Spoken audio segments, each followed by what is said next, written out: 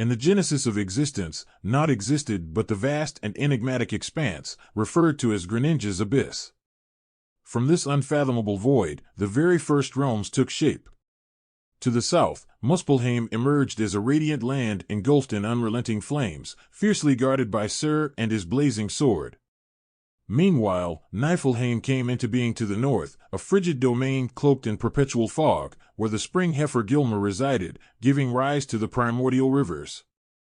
These rivers flowed outward into the abyss, progressively freezing as they ventured further from their source, eventually crystallizing the northern reaches of the void into an icebound wasteland. The vaporous exhalations from this frozen landscape coalesced into layers of rime. In stark contrast, the southern reaches of the abyss were bathed in the warmth of sparks and embers emanating from Muspelheim.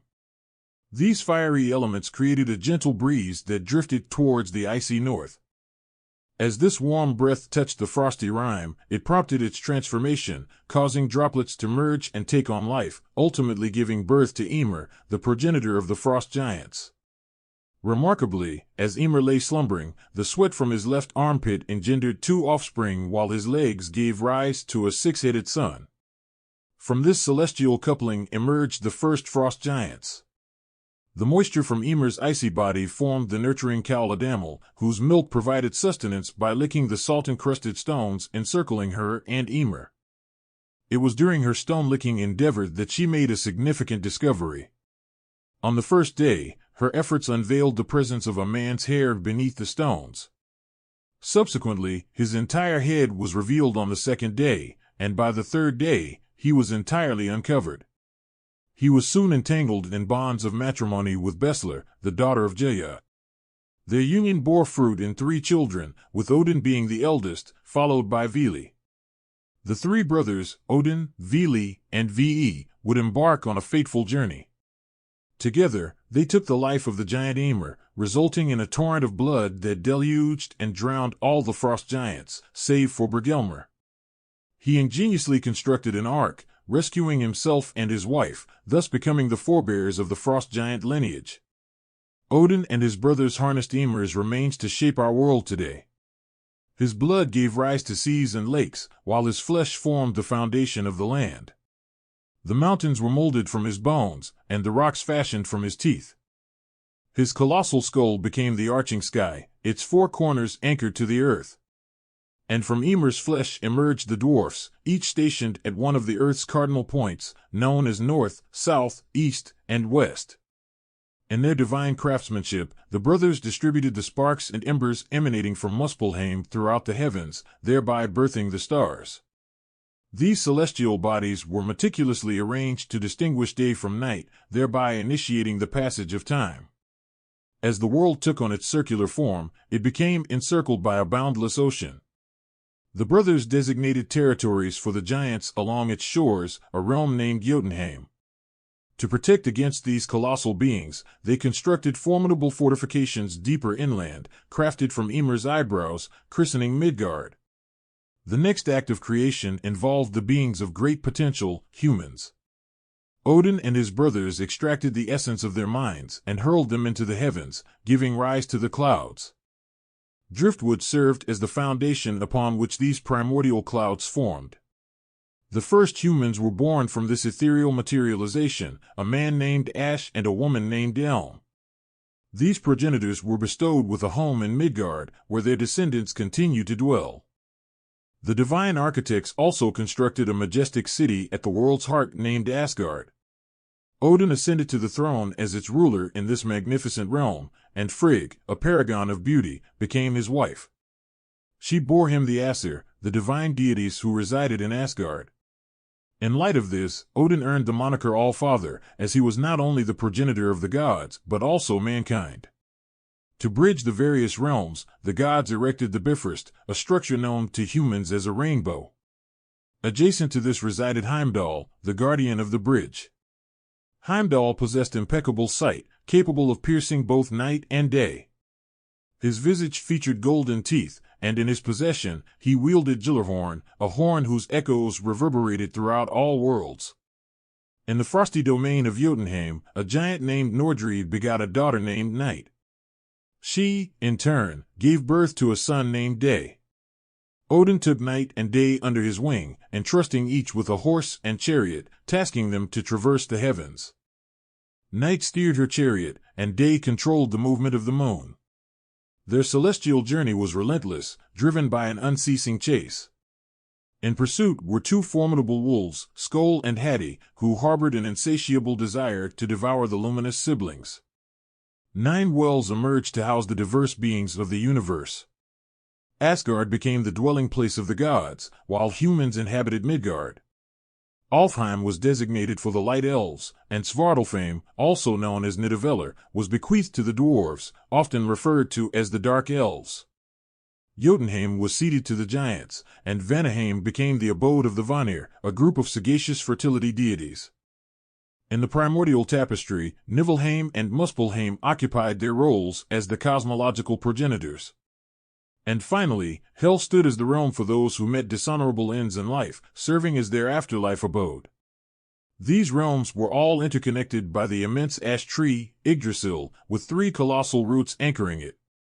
The first root reached skyward, extending above the Well of Urd, where the Divine Council convened daily. Beneath this root resided the Norns, 3 prophetic maidens who wove the threads of human destiny. The second root descended into Mimir's well, the fount of wisdom. Lastly, the third root delved deep into the spring of Virgelmr, where the primordial rivers originated.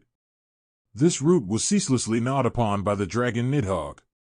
Atop Yggdrasil's branches rested a giant eagle named Hraesvelgr, responsible for stirring the winds whenever it took flight. Nearby, a mischievous squirrel named Ratatosk darted up and down the tree, facilitating a spirited exchange of insults between the eagle and Nidhogg, perpetuating their age-old feud. Odin, the Allfather and ruler of Asgard, possessed an insatiable thirst for knowledge. To quench it, he sought the wisdom held within Mimir's well. Yet, the well's guardian, Mimir himself, was reluctant to part with its secrets. It took a solemn sacrifice from Odin, who gouged out one of his eyes and offered it to the well's depths to prove his worthiness. Impressed by Odin's resolve, Mimir allowed him to drink from the well, bestowing upon him profound intelligence. Odin's quest for wisdom did not end there. He sought the Norns, who wielded runes, Nordic letters with potent knowledge. Yet again, Odin had to prove himself worthy. He suspended himself from one of Yggdrasil's branches, impaled upon his spear, and imposed upon the gods not to provide sustenance. He endured this self-inflicted torment for 9 arduous days and nights until the runes finally unveiled their wisdom. With this newfound knowledge, Odin could harness runic magic, wielding it to shield his allies or defeat his foes. Odin's ultimate purpose lay in preparing for Ragnarok, the apocalyptic event heralding the world's end. In a desperate effort to postpone this climactic confrontation, Odin dispatched his Valkyries, a cadre of divine maidens, to every battle, determining the victors and the fallen. The courageous souls chosen by the Valkyries found themselves in Odin's grand hall in Asgard, known as Valhalla.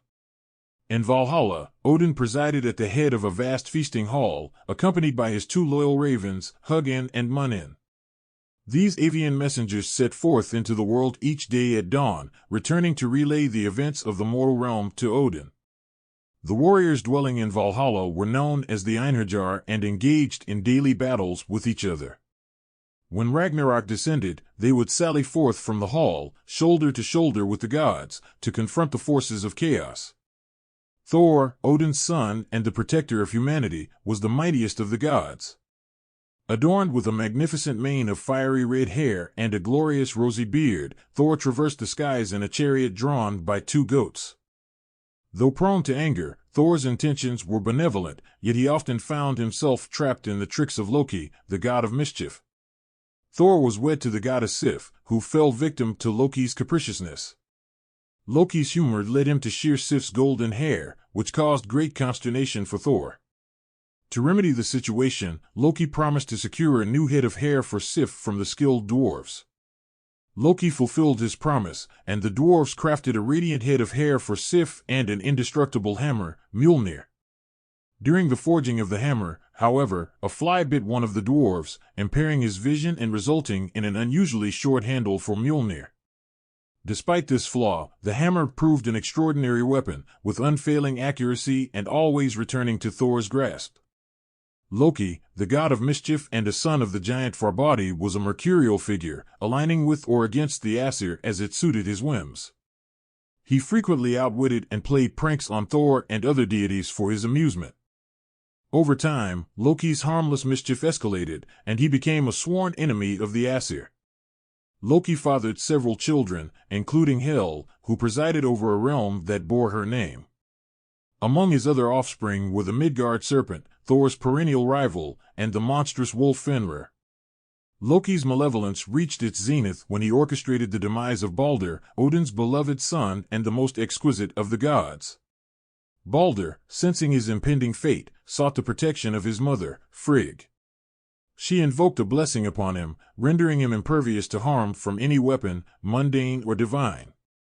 The gods engaged in a game to amuse themselves, attempting to harm Balder. Their weapons, however, were futile as they harmlessly rebounded off him. Loki, incensed by Balder's invulnerability, donned a guise of a woman and approached Frigg. Inquiring whether anything could harm Balder, Frigg inadvertently revealed that only mistletoe had been left unsworn to protect her son. Seizing this opportunity, Loki swiftly acquired mistletoe and manipulated Hod, Odin's blind son, into using it as a projectile. Hod's unwitting action led to Balder's untimely demise. The gods, devastated by Balder's death, prayed to Hel to release him from the realm of the dead. She agreed on the condition that every being in the cosmos weep for Balder. The Aesir made this plea a reality, save for one giantess, Loki in disguise, who refused to shed a tear. Thus, Balder remained in the realm of the dead, deprived of resurrection. The Aesir responded by imprisoning Loki in a cavern and tormenting him with the vicious punishment of his children. One son was transformed into a wall, while the other suffered a gruesome fate. Loki was then bound with his son's entrails, a grotesque sentence that would persist until Ragnarok, when he would be free to exact his revenge. Ragnarok, the end of days, marked the time when gods would fall to the forces of chaos, and the world would be engulfed in flames. This cataclysmic sequence began with 3 relentless winters, where conflicts raged across the realm, tearing apart the very fabric of kinship. Subsequently, Fimbulwinter arrived, bringing ceaseless snow and frigid winds. This bitter season they endured for 3 consecutive cycles, with the sun and moon devoured by the relentless wolves that pursued them, plunging the world into darkness. As earthquakes rent the earth asunder, the monstrous progeny of Loki emerged. The wolf Fenrir, his eyes aflame with ferocity, and the Midgard serpent spewing venom across land and sea heralded chaos. The ship Naglfar, crafted entirely from the nails of the deceased, set sail, carrying the frost giants of Jotunheim, accompanied by Loki and the denizens of Hel. They converged to wage war against the gods. Amid this apocalyptic tumult, Surt, the magnificent leader of the soldiers of Muspelheim, stormed forth, trampling Bifrost and sundering the bridge.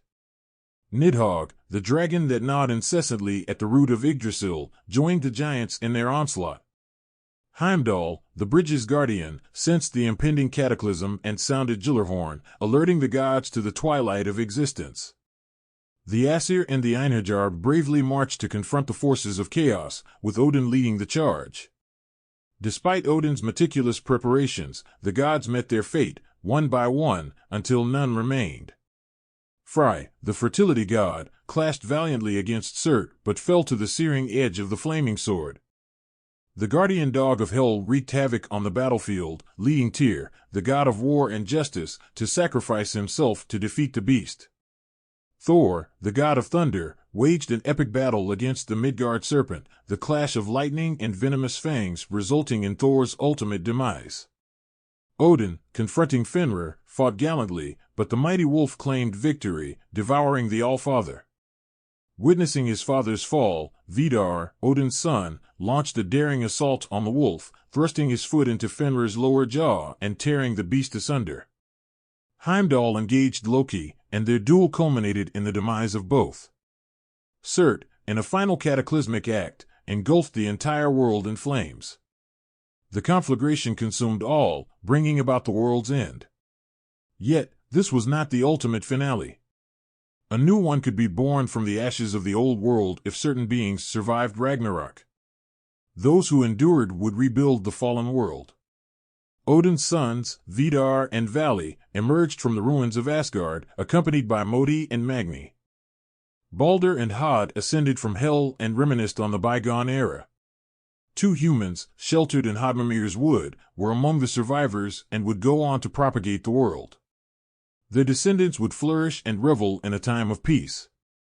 But the shadow of Ragnarok would loom on the horizon, a reminder that the specter of apocalypse remained even in a new world.